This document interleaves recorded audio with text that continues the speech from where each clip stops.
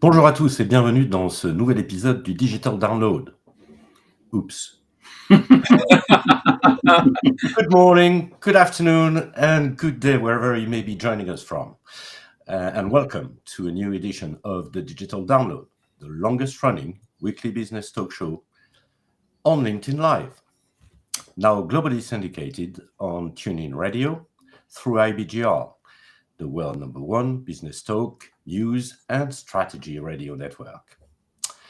Today, we're diving into key approaches to successful social selling in B2B. We have a special guest, Alex Abbott, to help us with the discussion. Alex is a seasoned sales professional and social selling specialist. With over 30 years of experience, Alex has honed his skills in leveraging social media to build relationships, establish trust, and drive business growth. He's the architect of the Conversation Operating System, a method designed to tackle pipeline challenges in the B2B landscape. But before we bring Alex on, let's go around the set and introduce everyone. While we're doing that, why don't you in the audience reach out to a friend, ping them, and have them join us. We strive to make the digital download an interactive experience. Audience participation is highly encouraged. So, Tim, why don't you kick us off? Thank you. Welcome, everybody, to the Digital Download, our Friday extravaganza. And my name is Tim Hughes. I'm the CEO and co-founder of DLA Ignite, and I'm famous for writing the book, Social Selling Techniques to Influence Buyers and Changemakers. Adam. Hi, everybody. I'm Adam Gray. I'm Tim's business partner, also co-founder of DLA Ignite. And I'm very much looking forward to the conversation that we're going to be having today, because one of the key things is that there seems to be in the marketplace a huge amount of mystique around social. Well, I'll create a post, it'll go viral and everything will be all right. And actually, what we all know from having been implementing and practitioners of this for some time is that the way you get success is graft. You do things, you refine those things, you measure those things, and you keep a note of what's working and what isn't. So hearing Alex talk about this will be really exciting. And clearly, we're anxious to hear about this. Myself, Bertrand Godillot, I am the founder and managing partner of Odysseus & Co., a very proud DLA Ignite partner. So as I said, this week on the Digital Download, we'll speak with Alex Abbott. Alex's insight stem from his extensive experience in various leadership roles, including head of marketing cloud at Oracle Customer Experience and sales director at Responsys. He is also a co-founder of Critical Convo and SalesTV.live, platforms dedicated to empowering sales professionals with modern selling techniques. Let's bring him on. Hi, Alex. Welcome, Alex. Welcome. Hello. It's great to be here. It's been a while since I've been on the download. I've thoroughly enjoyed my time as a kind of a co-presenter, panelist. So it feels weird being on the other side as a guest. It does for me as well, Alex, indeed. Alex, let's start by having you tell us a little bit more about you, your background, and how and what led you to where you are today. Yeah, so for those that don't know me, I left school at 16. I was a car mechanic, an apprentice car mechanic when I left school. Didn't really know what I wanted to do, but a mate of mine was an apprentice carpenter and he had a really nice car, Ford Fiesta XR2. And I thought I wanted a nice car, so I wanted to earn some money. So decided to become an apprentice as an apprentice car mechanic. Anyway, sort of 3 years had gone by and I realized I wanted to do something different. I wanted to earn some money. And following my dad's footsteps as a businessman, but I had no sales experience. So I applied for a job as a Kirby vacuum cleaner salesperson. That was my first experience of sales. Took me 7 years to eventually break into business to business sales. And then it took me another 6 years to actually learn how to sell software and services properly. And then kind of fast forward, I've had a sort of 25-year career in B2B sales. Left the corporate world in 2020 and set up Sapiro providing sales as a service, initially to tech companies, working with my two eldest sons, Jordan and Jensen. And after that first year, I realized, a lot had changed in the world of B2B sales. And we were in this inflection point where buyer behavior had changed so much. I mean, it had been changing for years, but it had reached that point kind of post-COVID where it didn't matter what we did as salespeople. It was very difficult to generate conversations and pipeline and impact revenue. And so that's when I met or re-met Adam and Tim and decided to pivot the business from providing sales as a service to becoming a training business and providing social selling, training and coaching. I've been on a 4-year journey, almost 4-year journey, really becoming an expert at social selling and looking at how I can optimize the approach, change the approach so that, those companies, people within those companies that are trying to do social selling can actually do it effectively and also understand how to operationalize social selling so they can start to create conversations at scale. That kind of brings us to where we are today. Quite a journey, indeed. Right. Yeah. Alex, let's start with a foundational question. How can organizations make sure their social selling strategy works? So there were a couple of things that I found that companies were missing a trick with when they were looking at upskilling their teams to do social selling. One was they were measuring the wrong stuff. So they would give their teams some training and then expect their teams to perform with these new skills. And the reality was they were still measuring traditional approaches like how many emails they were sending, how many calls they were making, and they weren't measuring the things that really matter when it comes to social selling. Things like network growth, follower growth, things like the number of posts, the frequency in which you're posting, but more importantly, the percentage of those posts that are humanized posts that are more personal, perhaps more aligned to the individual's core values and beliefs. Other things like commenting. And so this notion of inserting yourself into social networking conversations and the quality of those comments, encouraging debate, encouraging conversation. After all, that's what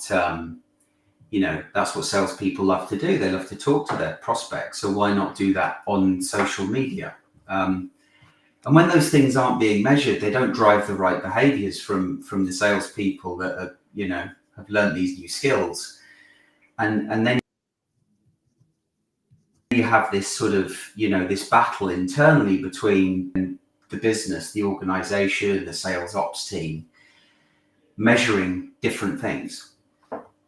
The other thing was that I saw that was missing was the support needed to change, that personal change. And so, change is hard at the best of times for any individual or any organization, but when it means putting yourself out there on social media, it's incredibly difficult. It's often scary for many people to put themselves out there. And so, looking at providing, coaching, support to help that individual really understand, the emotions that they're going through when they're being asked to do something they feel incredibly uncomfortable about, and then helping them see a way forward. Yeah. So that's pretty interesting, because when we talk about with other people and salespeople about social selling. It's often down to sending messages, sending email messages, using LinkedIn's Sales Navigator, for instance. From what you just said, I am under the impression that what you're talking about is radically different. Is it? Yeah, very different. The best way I think to kind of picture it is, I think about really four things when it comes to social selling. The first is personal brand, and actually you could think about these four things as levers that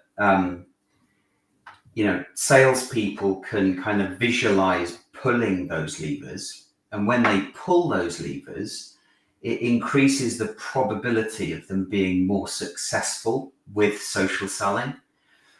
And so that first lever is really personal brand. And within personal brand, there's kind of two sides of that coin. One is your static, social presence, the passive social presence that you might have. And that could be, if we look at LinkedIn, a whole host of things on your LinkedIn profile that if you change them, like your about section. So if you go and look at my about section, I tell a story about me, the longer version that I told you at the beginning of this show. But it's something that's static. It stays on the profile. And there's about 30 odd things that you can change, that you can align to your personal brand, the things that you want to be known for. The other side of that is the dynamic things, so the things that, the way you behave, the things that you do, the conversations that you insert yourself into. And so those other three levers for me are really, engagement. So that's really about growing your network, curating your network. It's, it's commenting, it's inserting yourself into conversations regularly and doing it on a daily basis in front of the people that you want to do business with. That next lever is content. It's the creation of content, but it's also the variety of that content, so that you're always bringing something new to the table. Video, articles, blog posts, photos of yourself, humanized content.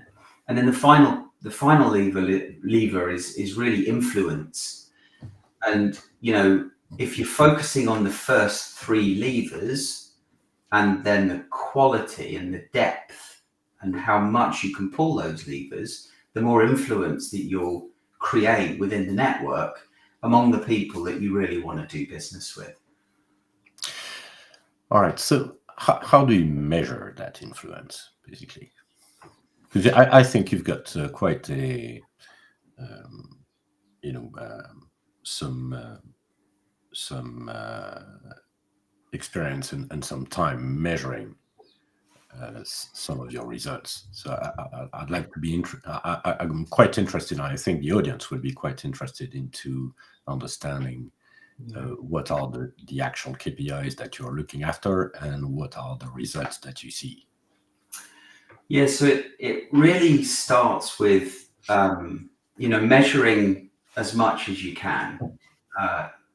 So there's measures that sort of help hold you accountable for doing the activities, and then there are measures that will help you direct that focus into the places that you want to have the most influence. So on a weekly basis, I'm tracking network growth, follower growth, the number of comments, the number of posts, the percentage of those posts that are humanized posts, because that's really what penetrates that zone of resistance, that helps you be seen by those people. It's the number of conversations that I'm generating, or that we're generating off the back of that activity. It's the percentage of those conversations that are progressing to a meaningful next step, which is really important, because it's one thing getting the conversation with, with the people that you want to do business with. But when you've done your, when your social selling strategy is kind of working for you, then it's more obvious, kind of who you are, what you do, that you're genuine and authentic, you're worth having a conversation with. So when you have that conversation is more likely to progress, with a meaningful next step. Agreed. And, part of that conversation comes down to the quality and what you say on that call. But for me, I think that's still all part of social selling. Storytelling for me is a big part of social selling, and being able to then continue that story in person or on a call is really important, I think, to aligning, building rapport and aligning on value. And then, depending on, who you're targeting, what your ideal customer profile is, which persona, then I think it's important to measure the impact that you're having within those accounts that you want to do business with. How well connected are you within those accounts? The number of people that I talk to that, I ask the question, so, tell me what are your top 5 accounts that you're working on? How many connections do you have in those accounts? Oh, well, I've got 2 or 3. Well, you're practically invisible. So don't expect to be doing business with those companies anytime soon. So one of the things that you've been doing, Alex, is that you created a benchmark, haven't you? Yeah. So for 2 years now, you've actually so those measures that you talked about, you've actually been measuring those things across a whole bunch of people. Yeah. And you've enabled you. So one of the criticisms or one of the objections that we quite often get is that social selling is just messing about on social media. Mm. And what is the basis that you're building up to ultimately get revenue? So tell us about your benchmark. Yeah, well, it first started 2 years ago, when myself, Jordan and Jensen were measuring everything that we were doing on a weekly basis. And then that grew to clients and associates, those that were willing basically to contribute to that benchmark study. We've done other kind of pilot studies with a client, with the Institute of Sales Professionals, together with the client. And really, we've been trying to understand what you need to do in order to achieve commercial objectives that really start with a conversation. But more importantly, how can we then start to predict performance through a prescribed set of social selling behaviors? And that really helped me develop what I just described a moment ago, those 4 levers. That what I described a moment ago is the superior social selling value framework. It's really the ability to provide guidance to salespeople so that they can follow some sort of path to value. The benchmark also really helped when it came to understanding the level of maturity of people doing social selling. And we clearly understood kind of the best practice and what social selling mastery was or is. But to expect anyone else to reach social selling mastery is, well, I think foolish. I wasted a lot of time telling people what they should be doing, but most people can't actually get there. They can't actually do it. And so the benchmark study helped us develop a social selling maturity assessment to really understand, where people are today, so that then I could provide, more tailored training, more tailored recommendations to help each person kind of improve through the levels.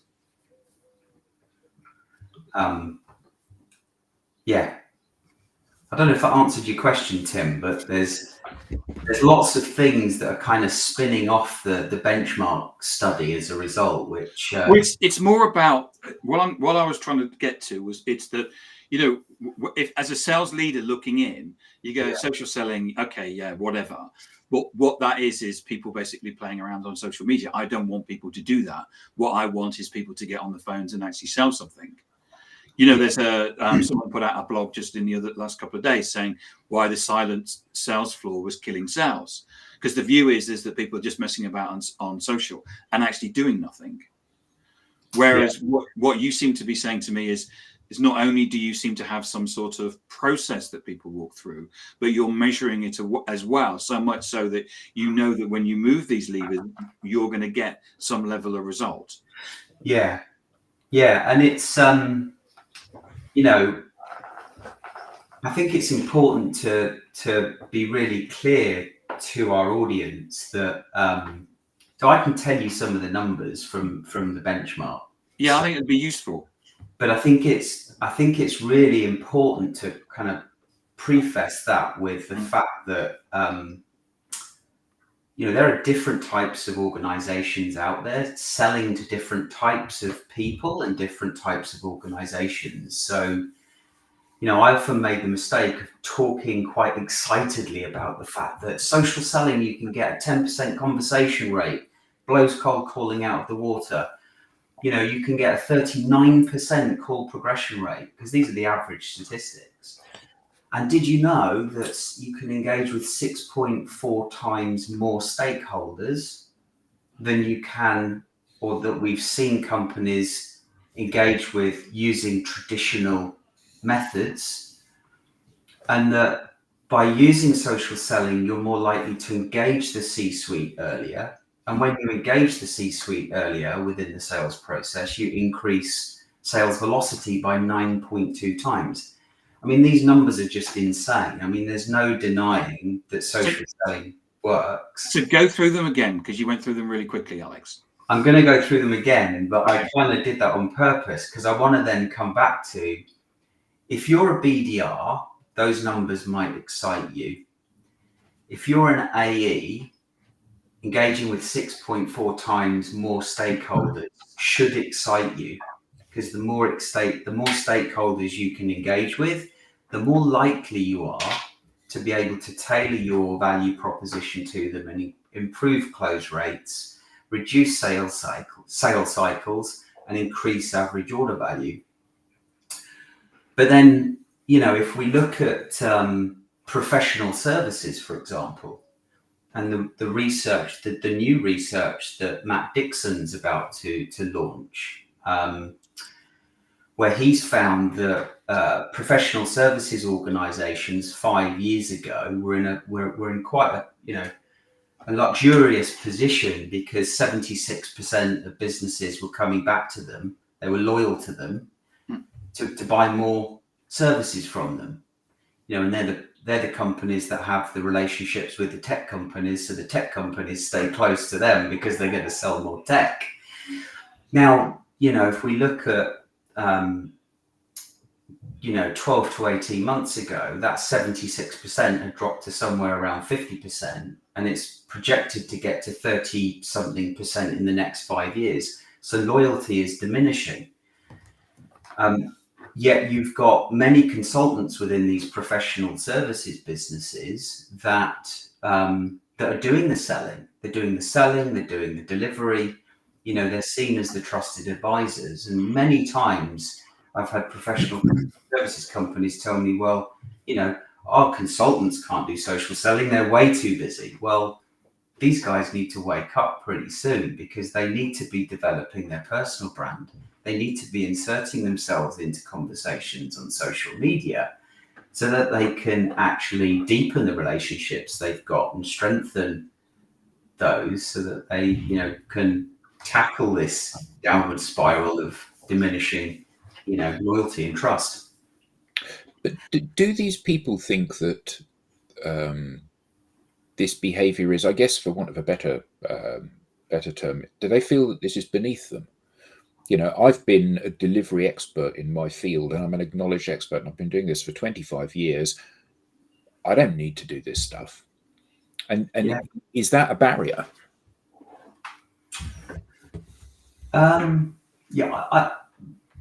Maybe, or maybe they just don't know. They think it's oh, it's dirty, it's prospecting. And there's this confusion between social selling and business development, I think. But isn't this just about the frog in the saucepan? Which is the frog in the saucepan, which is when you put the frog in a saucepan, and you turn up the heat, it doesn't actually feel the relatively difference in the temperature of the water. And so what you can do is you can boil a frog in the saucepan, because as you turn it up, it basically gradually boils, because, as I say, it doesn't feel the difference. If you take a saucepan of boiling water and you put a frog in it, it jumps out because it feels because it feels the temperature of the water. So what happens is that we have this bias, which is that we don't see the relative change of pace of whatever it is that's going on around us. Yeah. So even though you can come up with those figures, they go, that's but we're different. Yeah. We're still able to do that. We're still able to it's all still about the golf course. Yeah. Which Adam and I were told by a professional services organization that we didn't know anything. We didn't understand business. It was, look, you guys, you don't really understand business. They said to us. So what happens is we go out to the golf course with the CEO and he signs the deal. He signs the deal. That's what he said. and that's it. So we don't need your social selling rubbish. Yeah, it's a great analogy. Yeah. So I understand those figures. But that relatively changed, because we don't. It's this thing that we because of the bias we don't see that change. Yeah, the book is that Matt Dixon's launching this year is the Activator Advantage, and the research has found that those consultants that are most successful in professional services are the ones that. There were 3 traits. I think one of them was business development, consistent with their business development and relationship building. So, the difference today is, you can't rely on doing that in the old ways. There's not enough networking opportunities per se. So going back to your data. Yeah. And working through those figures again, which you won't scoot. So you said that based on your data, what was the first one? That the was it 10 meetings or something? So the first one is, we call it the conversation rate, the call rate. So the percentage of calls that you book and complete with. And when you say a call, this isn't just DMing people on social. This is about having an actual call with somebody where you speak to them. You actually speak to them. Yeah. Okay. Right. Yeah. So the average over, 2 years amongst a range of seniority and maturity experiences is 10%. So 10% of the people that you ask for a call say yes. Exactly. Not just say yes, but you actually complete the call. You have the call. That's staggering, isn't it? Yeah. Because if you take cold calling, generally that has a 99% failure rate. Yeah, indeed. And it's there's some things to bear in mind in terms of how quickly you can get there. But a salesperson with a couple of years experience can get to kind of around the 4% mark relatively quickly, and then grow from there. So we definitely see. We definitely see experience and seniority having an impact, ranging from somewhere between 4 and 13.5% conversation rate. So the average SDR with a good SDR can go from a 1% core rate to a 4% core rate in weeks, months. Absolutely. But yeah. The other thing to bear in mind is depending on the focus. So, I've worked with one guy in the US, I think him, Tech Lubiertz. he worked with his SDR directly in partnership, working a set of 50 accounts. In 5 months, they generated 1 meeting from those accounts. Using traditional legacy sales methods, yeah. Exactly, cold calling and emailing. Within the first 4 weeks of deploying social selling, they had 2 meetings. And after 5 months, like almost a mirror image period, I think it was 36 meetings in 16 of those accounts. They were averaging sort of 2.4 meetings per account. And he was engaging with 6 times the number of stakeholders. Hold on. So it took him 5 months to get 1 meeting. It took the next 5 months to get 36 meetings, doing it your way. Yeah. So 36 times the success. Yeah. Exactly. So to any sales leaders watching this show, what would 36 times, if nothing else gets better, if the salespeople don't get better at managing the meetings, closing the business, pitching stuff, if everything else remains constant, this delivers 36 times as much business. Yeah. And not everybody performs at that level, but yes, that is. Oh, some people have performed better. But you said that, yes, some people perform better. Because we talked earlier on about an SDR with a couple of years' work could get 4% response, but you said the average was 10%. Yeah. So there's some people are getting more than 10 meetings a week. Yeah. Well, I mean, to break it down, Alex, 2 meetings a day for an average SDR to get 2 meetings a day with their ICP, that's out of this world. Yeah. It's unbelievable. Yeah. Which is kind of why I wanted to invite you on here, because I wanted to hear it from you. So, and this is true. Yeah. 100%. Yeah. And those that can't or don't achieve these sorts of numbers are quite simply the ones that aren't following the prescription. And you said that you did some work with the ISP.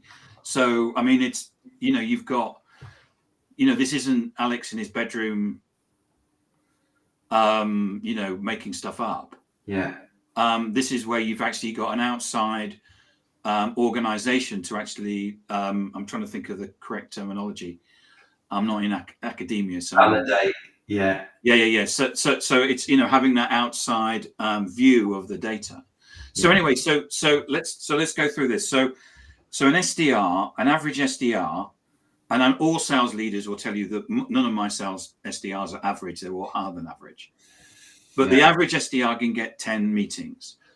Okay, so what are they doing with those meetings? How are they converting them? Yeah. So you say 10 meetings. So this is ongoing. This is 10% of those that they ask. And so, when they're developing, their personal brand, when they're working on, understanding, identifying what they want to be known for, and it's clear to their audience that they are a trusted advisor in their space. Not only that they're genuine and authentic people worth having a conversation with, and they're engaging in a credible way. So the biggest difference, really, if we simplify it, it's instead of sending insight-based sales messages all of the time that are ignored, when your recipient doesn't know you, like you, or trust you, you're really spending the time to build that affinity, build that rapport, developing your personal brand, inserting yourself into conversations that, show you as a credible individual, a trusted advisor. When you reach out to these people, they're more likely to have a conversation with you. Or when the time's right, they reach out to you. So we've not talked about inbound yet, but it creates a sense of inbound as well. So, looking at your territory as a whole and all of the stakeholders that you want to engage with across that territory, when you're deploying this strategy and reaching out in a relationship first approach, that's when 10%, that's when we're seeing 10% of everybody you ask actually have a call with you. And 39% of those calls progress to a meaningful next step. And that, that varies greatly depending on the value proposition, how well they're trained. For example, Jordan, who you know very well, his call progression rate is 22%, I think, from memory. And but what's important to know is his pipeline qualification rate or deal qualification rate from those calls that have progressed is 52%. That's fantastic. Very impressive. And I do remember Jordan basically saying once, I've got so many meetings, I don't know what to do. Yeah, he was hitting. I mean, how many SDRs say that? 0. Yeah. So in terms of the when you say the call progression, so that's about you say 10. So in fact you're going to ask more people than 10%, but 10% actually have a call. And I'm going to ask you again. This is a conversation, isn't it? It's a call, like a Zoom call, like this. Yeah, or a telephone conversation. And then of those, in terms of the progression, 39% then basically go on, and you've got some sort of next action. So in effect, you're moving them on in terms of the sales process. Yeah. There's something also that maybe is worth mentioning, or at least asking. We talk a lot about calls, but how long are these calls?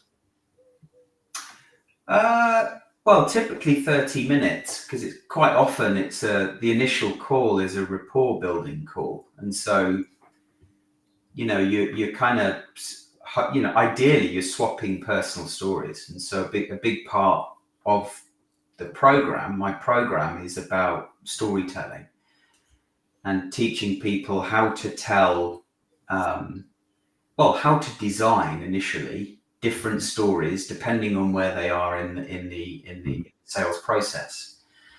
So I often ask people, if you had an opportunity to tell a success story versus your personal story when you've met someone for the first time, more than 70% of the time people say, well, a success story. I need to tell them how great we are.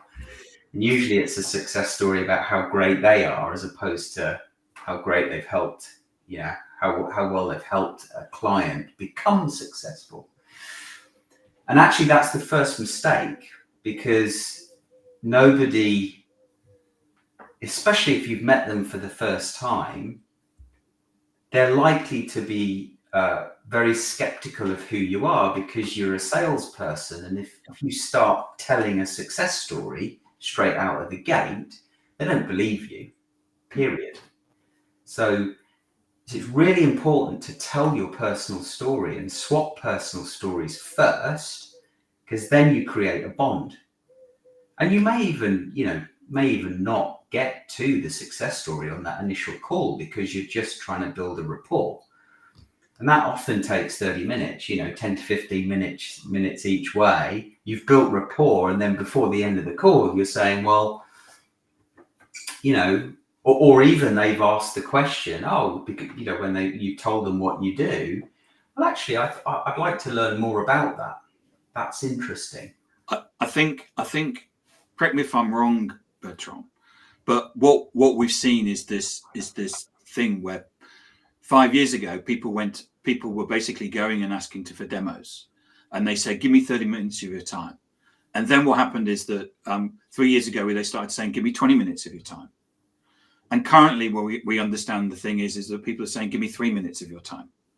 And basically what they're asking for is 3 minutes of time to pitch.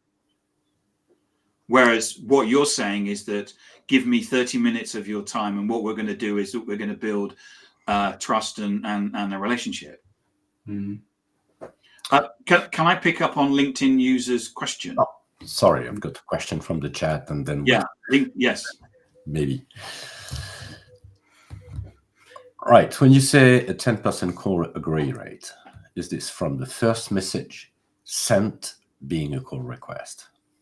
Yeah, we never request a call from the first message. The first message is really the connection. If you're not connected, it's the connection request, and there's no ask there. Yeah, Clear. this is, if we simplify it, it's the third message. But there's a lot more that goes into it other than just the direct message. Of course. That's just, a very small part of the overall picture. But Alex, so the way you've described this is incredibly compelling, and the way you've described about getting on a call and having a chat to someone and getting to know them and swapping stories is like, I'm going to invite you to the football match, and we'll spend the day chilling out and having a few beers and watching the match. And salespeople know all of this stuff already. Yeah, but they're simply not doing it, are they? They're somehow thinking that the answer is, with no context whatsoever, they're reaching out to somebody who doesn't know them from Adam, and they're sending them an email which basically lists the products and services. We're top quartile for this. We're really good. We can offer you the following services. And not surprisingly, those go into the bin. So how do you break that cycle? Because clearly the good thing about sending one of those emails is that it plays to the salesperson's belief that you've got to get your no quickly. That's where success lies. You've got to say, no, I don't want this. And sure enough, sending emails to people is a way of getting a no quickly from everybody, sadly. yeah. So, and the nice thing about that is that I can take exactly the same message and I can just hose down the mountainside of LinkedIn with these messages going out to a bunch of people that look like they're kind of in my ICP. So how do you break that cycle? How do you get people to say, or how do you convince people that what they need to do is just relax? It's about getting to know people first. Yeah. It's difficult. It really is difficult, and some are more up for it than others. It really depends on, how much pain they felt, where they are. Are they at the end of their tether? The other variable that's really important here is the organization and what does the leadership think? For the leadership team giving the support in order to make the transformation needed in order to sustainably follow this new approach. Because one of the things about sales is we want instant gratification, isn't it? Yeah. So the request, that LinkedIn user, when you say, sorry, LinkedIn user, I'm just using you as a metaphor for anybody in sales. Basically, what we're going to do is we're going to go to everybody and we're going to ask you for a dance. And because sales is a numbers game, and we go and ask it. If we keep asking and asking and asking, someone will say yes. Yeah. And we feel at that point that what we're getting is an element of speed and velocity. But we're not. Because the objection to what you're saying is that people will say, this will take too long. I don't have time for this. Yeah. So how do you get around that? It's ironic because the more you do, the more you do the old way, I'm going to ask as many people to dance as possible. Yeah, you might get a few dances and hopefully they're good quality dances. But actually, wouldn't it be better to take the time to build relationships with more people in the dance hall so that you can then pick and choose whoever you want to dance with, and they're more likely to dance with you because they know you. They know you're a good dancer, to continue your analogy. Yeah. Yeah. So let's maybe step back a little bit and say, okay, so we have a current practice And I love, by the way, the fact that you've got for those listening to you on radio, Alex's background is a green on a golf course.